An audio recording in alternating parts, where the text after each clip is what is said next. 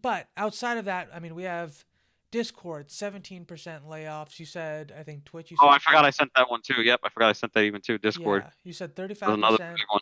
on Twitch, which is 500 employees. And like you think about it, and for some of these companies, like you say, like 500 employees, on a small scale, like if we think about our town, or like the town that we live in, sure, that's a lot of people, but like when you think of big companies like this, it doesn't seem like a lot of people, but then you look at the Yeah, percentages and you realize yeah, 35%. small the company actually is. Yeah, that's what I mean. It's 500, what was it, 500 people's 35%. So I mean, Yeah. the entire company was maybe only like what 1,400 employees, Yeah, exactly. like, which is not really that big for a platform as huge as Twitch. Yeah. Only 1,400 employees is relatively small, I would say, Yeah. for a platform of its size.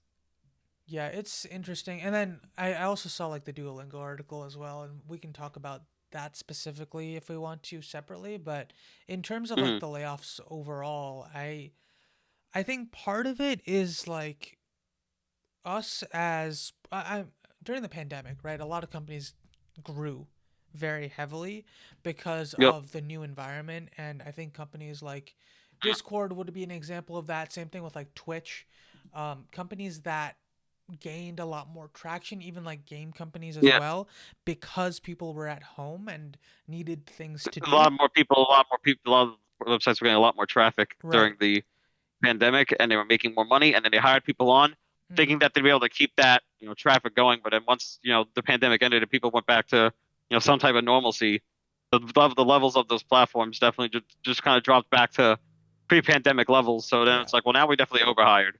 Just no, Yeah. ways did not go the way we expected. They expected people to just stay on those platforms at the rate they were using them, during a pandemic when everybody was at home, which is kind of Mm-hmm. crazy. But I guess when you're a company, you're always trying to be optimistic about that kind of stuff. That you always Yeah. want your numbers to go up.